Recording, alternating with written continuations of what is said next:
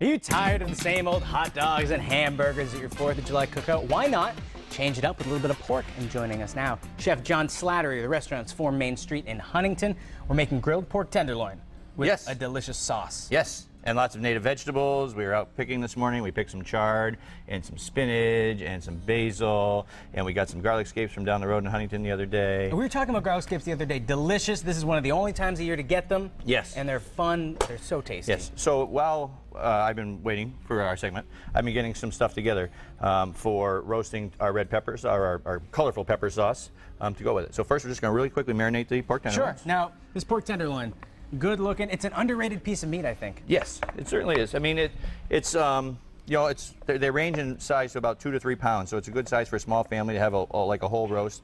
But it's finicky that you can dry it out really quickly if you overcook it. And now that we don't have to cook pork to 180 degrees anymore, it's a nice thing. And I think a lot of people think that. So what's the USDA? They made this ruling, and basically you can cook the pork or eat it when it's a little pink on the inside now. You can cook it to 145 degrees, I think it is, or something like that, to a medium rare. So like a burger, medium rare. Yeah, and that's they said that the trichinosis has not had an issue in many years, and that the pork supply is much safer now. So all great, right. lucky so us. Fear not, everybody. And we have some great pork chops that they can cook them medium rare. The rest of those big fat ones, and, with nice glaze on top. Ooh. Glaze is like what we're going to put on today. Here we have a jalapeno sauce that I made with last year's jalapenos. Remember I showed you a couple weeks ago on how to take all the stems and the parts I wasn't going to use and soak them with sugar. So I made the jalapeno sauce, and then last season's black cherries, and I soaked them together, and now it's been made a preserve with the black cherries and jalapenos, and that's going to go really nicely on top of pork tenderloin. That sounds amazing. So when you get a pork tenderloin, any tenderloin, even a beef tenderloin, all mammals are kind of the same, so once you know one, you know the other. The tenderloin itself usually has maybe a little bit of fat on it, and then something they call the silver skin, which is just kind of like this sinuous tissue that will make the meat, pull together and make it a little tighter. So we're going to trim that off. This one here, I've already rolled it, but once you smooth out your tenderloin, you can see the shiny silver skin. Yeah. You very carefully put your boning knife underneath that. Does it not taste good if you cook it? I'm sure it tastes delicious, but it would be really chewy. So at that point in time, we don't necessarily need all that extra chewing. Especially the tenderloin is such a delicious piece of meat that's so tender. We want to remove all that sinuous tissue. When it comes to meats like a chicken and pork like this, do you like to cut all the fat off, or do you just let it cook off in the cooking process? I tend to trim most of the fat and then use it for other things. Like what I'll do with this fat and stuff like that, we could take and we put in a pot and boil it, make a pork stock, and then use that to make a soup or something along that lines. Cheeseburger chowder would be great with pork stock instead of chicken stock or something like that. Interesting. Be a great thing. So we've cleaned, this one's clean now, that one's clean now. We removed the sinuous tissue, and now we're just going to do a little bit of salt. This is the marinade, a simple Pepper, marinade. just something simple. Well, it's going to sit, and we'll grill it when we come back a little later. Got that going here. And then we're going to take, I grilled a blood orange earlier. We'll take the juice from a grilled blood orange. Now, why would you grill an orange? To release and caramelize some of the flavors. The sugars, and to grill anything brings out, caramelizes the sugars and allows the sweetness to come out. So we've got pretty much anything with sugar in it, you could grill up just to get a little tweak of a taste. Yeah, it's going to give it more sweetness. And people have the grill on, so you might as well just toss it on there. So I've had all these vegetables going. So anyway, I've just got the blood orange, the salt, and the pepper, and we're going to put it in a pan here with a little bit of olive oil.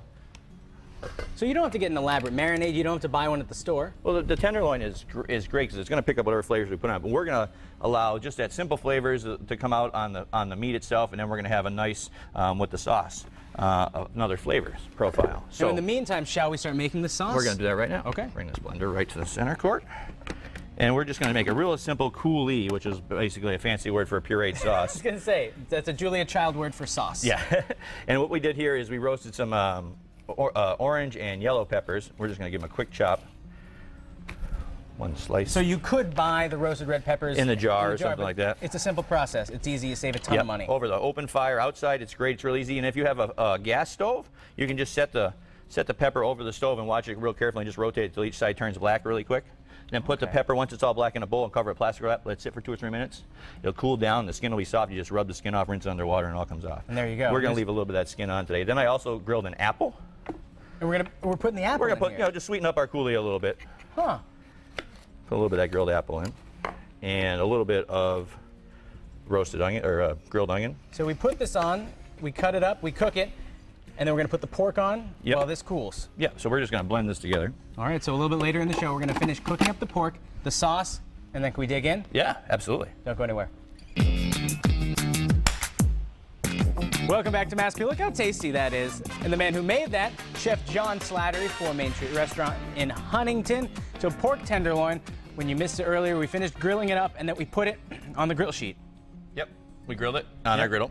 And then we sliced it, and we have it here. We cheated. We sliced some nice pieces so we can eat some, and then we roasted the whole loin here too, which needs to rest a little longer before. Well, actually, the way that you were doing it was really intriguing. The second pork tenderloin that John had from earlier in the show, you cut into medallions, then you pan-seared the medallions. Yes, on the grill. That was really nice. And then we've got it over our grilled vegetables, grilled potatoes and onions, and native Swiss chard and scapes from Huntington. And then we're making a nice little garnish here with some more native ingredients here. We've got some squash blossoms. Now, squash blossoms are something that you rarely find. Well, you can't find them in the market, but if you happen to grow your own squash, once the squash is developing and good and healthy and you've got a squash, the blossom on the end can be taken and used. Now, is this the time of year where the squash blossoms are out or not quite yet? Absolutely. Right now, I just picked these right growing alongside the Swiss chard moments before I got here. And they're edible? Yes. And the other blossoms they grow without a squash, and they just grow up on a stem. So those are the prettier, more fancy garnished ones. So I got a little bit of both. And we're just doing something very, very simple. We're going to take a couple of native strawberries, and put them inside the squash blossoms. And stuff them inside the squash blossom. So a couple slices. A lot of recipes, they are stuffed squash blossoms. You can put cheeses in there. You can put all really kinds of anything fun you want. things. What's the squash blossom taste like for everybody at home who hasn't tried it? Lettuce. Okay. A green wet thing. It's kind of similar. You know, it's got not a lot of any other flavors than any other green kind of vegetable. It just happens to be very pretty. And so I also put a basil leaf in there. We're just gonna. So spinach and basil leaf, and we're pan-searing it. Strawberries. Strawberry and basil leaf. Yeah, and we're just gonna pan-sear it until it gets a little brown and crispy. And on your finalized plate, you have one. Yep, there's one over there. Would you like to try it, Seth? I would love to try it, actually. There you go. All right, let's show sloppy. everybody at home what it looks like. Before I take a bite, 'cause I'm really excited for this. It's dripping beautiful fresh strawberry juice. That's something. And they're very delicate. You can only fry them for so long just so they get to warm up. It's just warming up that strawberry inside, heating up the flavor, allowing the basil to come out. It was really nice of my friends Paul and Jeannie to let me stop over and pick some of these vegetables this morning on the way to the show. And then I think this would be a great meal to serve with some fresh bread. And when you bake a nice loaf of fresh bread, another nice thing to do with it is just oil it and put it back on the grill. See, and what this goes to show, too, we've done this whole grilling segment, and we've done it inside. All you need is a grill pan, so if, just in case, Hurricane Arthur comes up and dumps a little rain on us, you can still have your 4th of July cookout.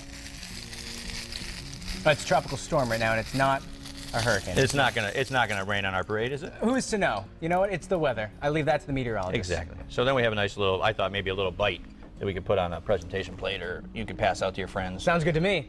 And maybe to Seth Stutman. I would love to eat it. This looks amazing. Chef John, thank you so much. You're welcome. These recipes, mymassappeal.com. And the key to the pork, keep it simple. Keep it simple. Let the flavors speak. Give it a little dressing. And throw don't everything overcook on the it. grill. Why not?